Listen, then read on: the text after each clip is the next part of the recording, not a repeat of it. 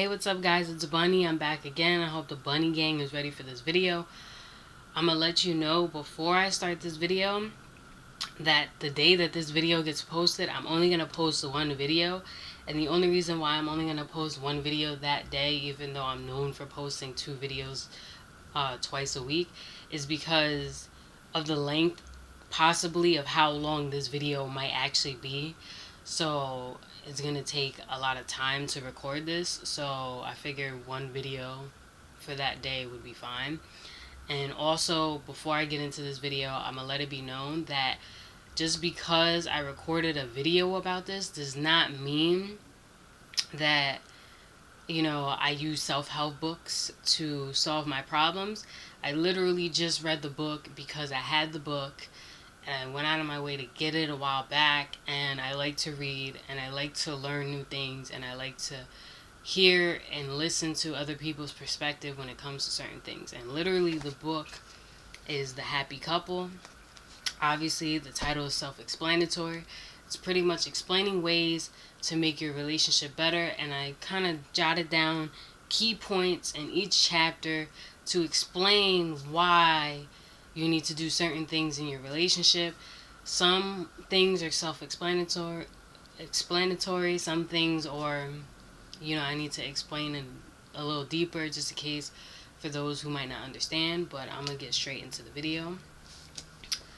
And here we go. Ooh, that was a mouthful. Hold up. Okay. First chapter, communication. Of course, communication is key. Exercising communication with your partner. Step 1, make sense of what is bothering you. Step 2, ask if anything is bothering your partner at a good time to talk. Now, I'm going to stop right there with that statement. You always, and a lot of people have this issue. Just because you want to talk about something that may be important for the relationship does not mean at the time that you thought about whatever you wanted to talk about is a good time to talk about it. So you really need to reassess if you do need to have a conversation with your partner, and is the time that you're trying to bring it up, is it a good time? Listen carefully to your partner. Step 4, if you feel that there is more to talk about, leave the conversation open. That's another thing that is a big thing for a lot of people. A lot of people forget that it's okay to have conversations with your partner, but you also have to remember that if there's certain conversations that you want to continue with, you need to leave it open for your partner to know that this conversation is not done. Step 5, discuss the topic every day until you solve the problem. So if you have to keep having a conversation about whatever it is that you were having an issue with to begin with, every day of the week, do what you gotta do. Gratitude. Exercise being thankful every day. Exercise keeping a gratitude journal. Write down what you feel grateful for. At least 3 to 5 things. Step 2, come up with new ideas every day. Now, that pretty much means like coming up with new ideas to show how grateful you are to have that person around. Just as one, that's just another way to spice up your relationship, and 2, that also is another way to make your partner feel appreciated. Step 3, at an appropriate time, show that you have written to the one you love. Meaning, if you wrote them a poem or a love note, take time out of your day to do that. That might make them feel special. Especially since, that might not be an everyday thing that you do. Step 4, make a separate list of all the things in your relationship for what you feel grateful for. Now, the next chapter, humor. Exercise keeping humor on the right track. Step 1, ask your partner to talk to you even if it is a serious manner, and ask in a soft and light manner. Step 2, explain what type of humor your partner uses that might hurt your feelings. That is a big thing for a lot of relationships. A lot of people do not realize that just because you find it funny, or just because it's something that your friends might find funny or whatever, people forget that, people have different senses of humor, and you need to clarify that with your partner. Like, for example, when you say blank, I felt devalued and cheap. Step 3, ask your partner, how would you feel if I directed that humor towards you? Step 4, brainstorm to find a solution, such as using different styles of humor or avoiding teasing. The next chapter, acknowledgement. Exercise knowing how to say you're sorry. Step 1, take some time to figure out what you're sorry about and why. Step 2, be clear on what you're apologizing for so your apology is pure.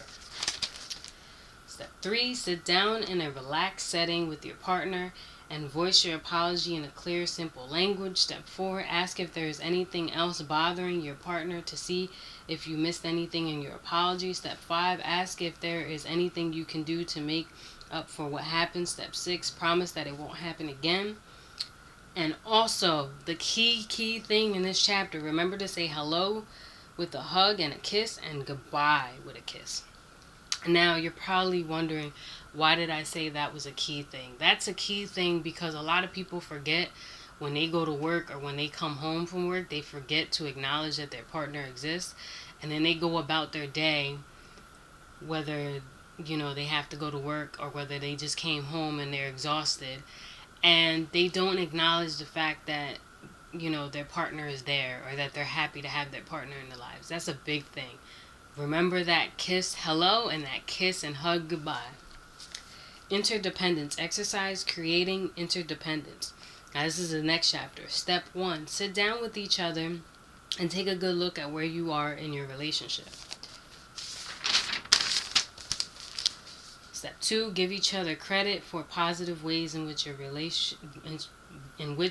you help keep your relationship balanced. Step 3. Talk about how dependency or too much interdependency may be affecting your relationship. Step 4, once you have established where you are, begin looking at how you got here. Step 5, once you have processed where you are, ask each other how you can make things better for the both of you. Now, pretty much, if you didn't understand any of those things that I said, that's pretty much trying to say, you don't want to be too dependent on your partner, but you don't want to not need your partner. You want to be able to say you need your partner, but you don't want to need them too much, and you don't want to be, equivalent to one person when it comes to being in a relationship. The next chapter, celebration. Learn to celebrate the relationship more. Be in a good relationship, but also married people tend to live longer. Now, what that means is you want to be in a good relationship, but you also want to remember people who tend to be married have more of a chance of living longer than someone who's not married and living more of the single life because, you don't have that partnership with somebody. But some people are better being single. Create more love means you create more opportunity, money, and fun. Relationships can make us better people. If they make you a better person, they are a keeper. Now, if that person you're with made you grow and become a better person than what you are today, you definitely need to keep them around. You get more done with a partner. Next chapter, playfulness. Now, this is where is the bear? Now, this is if you give a gift that your partner normally isn't into, but you love it anyway. Now, what that means is, that doesn't mean that when you get the gift, you give them that disgust face, oh, what is this? That means if, for example, if your partner isn't really into teddy bears, but you get them a teddy bear anyway because you thought the teddy bear was cute and you thought they would like it, someone who loves and appreciates you for whatever you do for them, they're going to take that teddy bear and they're going to love that teddy bear to death. So if anything happens to that teddy bear, they're going to be mad, if that makes sense. Card exchange, write each other a card expressing how you really feel. Now that's kind of going back to the love note thing that I mentioned before. That makes people feel warm and fuzzy inside when you take the time out of your day, whether it's a text, whatever it is you decide to do, and you write down how you feel towards your partner.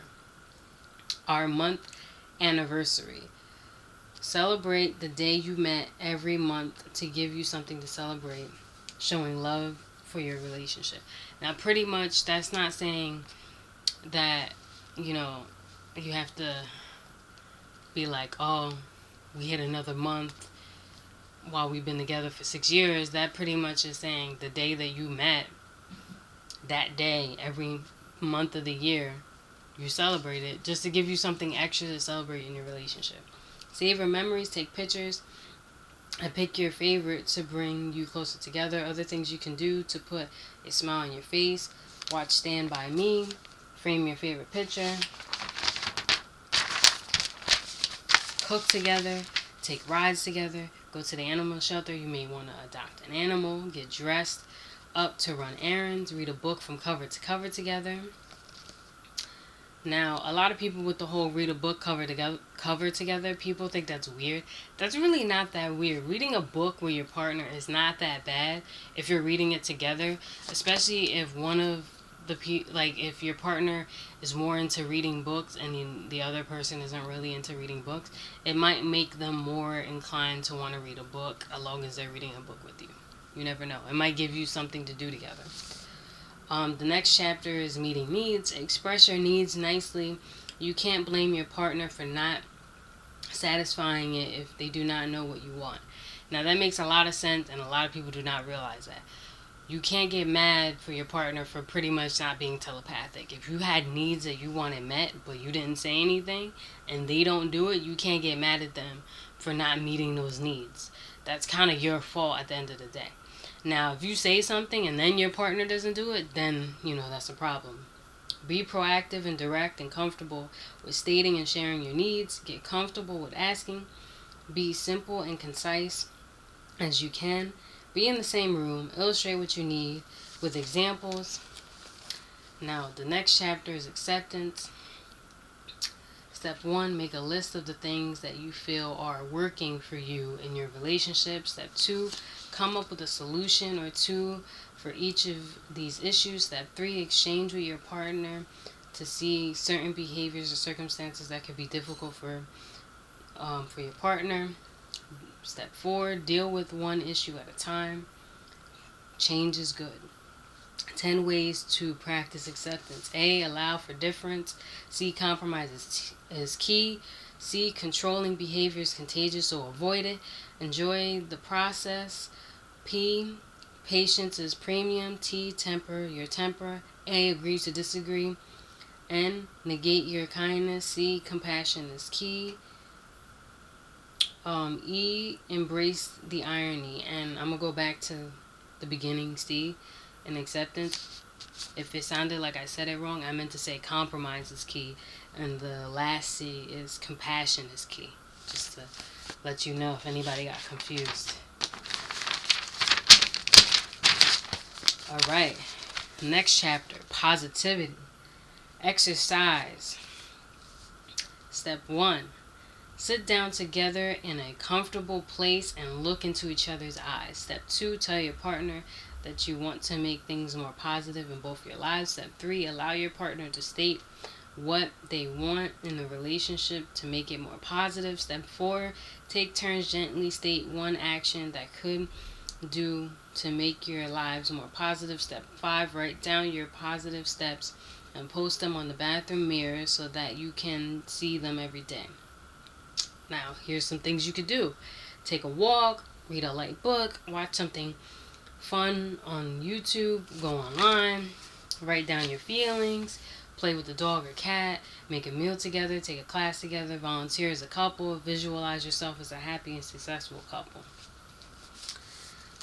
Now we're on to the next chapter, connection, exercise, getting connected. Step 1, sit down face to face, touch knees, hold hands, breathe together to increase your connection. Step 2, pause for a moment to be absorbed with your feelings, and don't be surprised if a few tears come to your eyes or you feel a little anxious. Step 3, share with each other what you've been thinking about and what you love about each other. Now the next chapter, honesty. Telling the whole truth builds trust. You should never have to question your mate's integrity or behaviors in the world or in your relationship. A culture of honesty means being honest all the time. Honesty can be tender. Exercise coaching your partner. Step 1, sit up straight and listen attentively to your partner as they speak. Step 2, stop and think before you respond. Step 3, begin with something positive. Step 4, if you notice room for improvement. Ask your partner if they want some constructive criticism before you give any. Now, that's a big thing because a lot of people forget that just because you want to give them criticism on certain things does not mean that they want it and did not mean that they asked for it. You have to wait before they say that they want that criticism before you give it. Step 5, if the answer is yes, then give your feedback in positive terms. For example, I think if those are examples, like you want to start, I think you should do this, or I think you should do that. That way it doesn't come off so aggressive, and that way your partner doesn't feel some type of way. The next chapter, nourishing. Make a date night at least once a week. Carry out acts of affection. Keep in touch throughout the day. Remember special dates. Remember your deepest feelings for each other. The tools for nourishing your relationship. 1, kind, consistent, and honest communication. 2, the willingness to work through difficulties and disagreements. 3, a sense of humor, some fun, and a bit of distraction from the rules of daily life. Sharing life lessons, emotional support, validation, and compliments, love, intimacy, romance, and sex. 7, sharing goals and dreams that respond with each other, with both of you. Compromise, acceptance, forgiveness, a mutual desire to step outside the box, being able to admit mistakes and talk about them. Now, the next chapter, balance. Cherish your partner. Be a great cheerleader. Let your partner know you love them. Remember to check in with your partner regularly. Spend quality time together. Get good at forgiveness. Next chapter, togetherness. Show up at a business event as a loving spouse. Snuggle up close with the one you love. Cuddle at bedtime. Share the little things. Make plans to be together. Next chapter, problem solving. Get over your pride. Get some perspective. Brainstorm with your partner. Lighten your load. Write it down. Exercise problem solving together. Step 1, admit and define the problem. Step 2, ask clarifying questions until you completely understand the problem. Step 3, create solutions. Step 4, evaluate your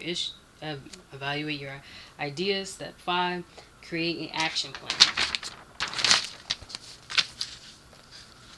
Next chapter, affection. Remember to express your affection verbally. Bring about your partner to others. Remember to say I love you. Perform random acts of kindness.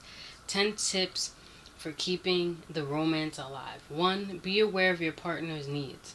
2, acknowledge small acts of romance. 3, remember you get a romantic idea, share it. 4, don't be afraid to deal with shyness.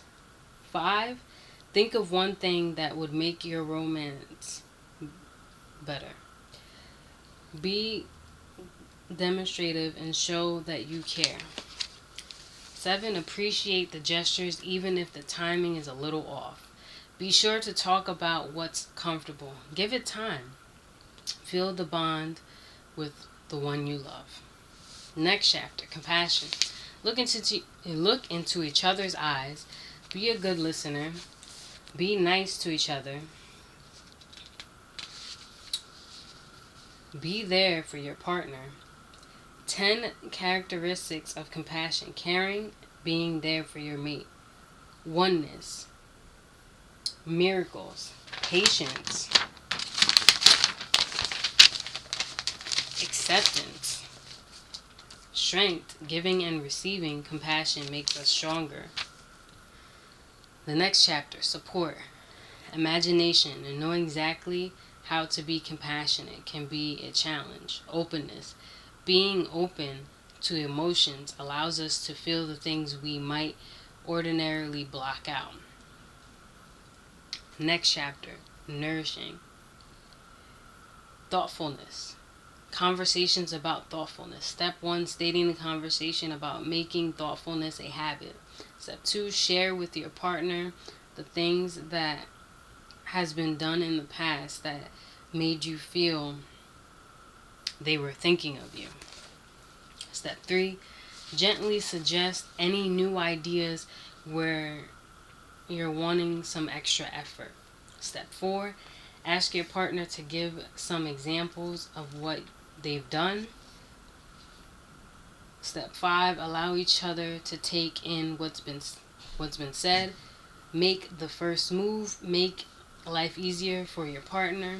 Do nice things for no reason. Do for your partner as you would want done for yourself. Listen more closely. And in the next chapter, respectfully arguing. Before talking with your partner, make a brief list of the things you want to say. Focus on your energy and always be polite. Focus on getting clarity. State what you need to say. When it is your turn, listen, don't interrupt. After neither of you speaks, ask each other to restate what you heard. Take a time out if necessary. The next chapter, security. Relay your emotional support structure. Seek professional advice. Join a support group. Appreciate the good things in your world. Enjoyment. Talk, email, and text daily. Make plans. Say I love you at appropriate times. Learn to let go of old grievances. Never spend more time together. Never underestimate the power of kindness. Order a meal from your favorite restaurant. Take on a project together. Go through your photo album. Appreciate your partner's company. Now, enjoyment was the next chapter if you didn't pick up on that. Like I said, I was trying to keep it, short, brief, to the point as far as like these notes. I wasn't trying to make it too long because there's, a decent amount of chapters. But I am not done yet. Hold on. Emotional progress is the next chapter. Exercise visualizing progress. Step 1. Sit down with your partner in a comfortable, available place, facing each other and holding hands. You can close your eyes. Step 2. Create a picture in your mind of what you want and need. Step 3. Share your vision with your partner and ask them to share theirs with you. Step 4. Take several minutes to visualize your future together. Never take your relationship for granted. Always be considerate and respectful of your partner. Be aware of your circumstances. Go easy on your partner even if you're not always getting what you want. Don't sweat the small stuff. Take responsibility for your own happiness. Let go of past torment. Never lie about fake happiness. Trust that you are in this relationship for growth and never stop looking for it. Now, what that means, if any of that got confusing, is you can't expect your partner to make you happy if you're not happy with yourself. You have to physically be happy with who you are and what's going on in your life. And then whatever happiness your partner is bringing to you, you'll genuinely just be happy because you're just happy with yourself.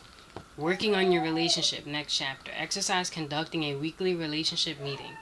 Step 1, to begin with, ask your partner if they are interested. Step 2, agree to follow some important ground rules. Step 3, begin conversation with gratefulness for your partner and then say your feelings. Step 4, if you have any issues, tell your partner how you are currently feeling. Step 5, both of you have the opportunity to speak and express what you heard and listen. Step 6, drop any negativity you are holding onto and hold each other instead. In Love for Life is the next chapter. Having good and frequent conversations. Maintaining positive relationship tradition. Taking time together at the end of the day. And here's the conclusion of it all. Of like little steps that you can try in your relationship that might work out for you in the long run. that maybe you haven't considered. So this is the conclusion of it all. 10 ways to improve your habits. 1, become more aware. 2, remember to apologize. 3, think before you speak. 4, show empathy. 5, keep your temper. Practice, practice, practice. 7, listen when others speak. 8, remember that relationships have to be a win-win. Now, what that means is, and a lot of people forget this, is you can't be in a relationship and be the only one winning. Your partner has to be winning as well. So it has to be a team effort. If it's not a team effort, one person is going to be winning and the other person is going to be losing. So pretty much you have to look at it like this. If your partner is losing, you're also losing. If your partner is winning, you're also winning. So it's a team effort. You can't ever forget that. Believe in yourself. Remind yourself that you want this. That's the biggest thing. That's the very last thing that I have about this book. You have to remember that if you are in a relationship, you have to say to yourself that you want this relationship and you want the relationship to work. That's like a key thing. Now, that's the end of it. Oh my God, I never talked so much for so long. I hope you enjoyed. I tried to keep it short, brief, and to the point as much as I could.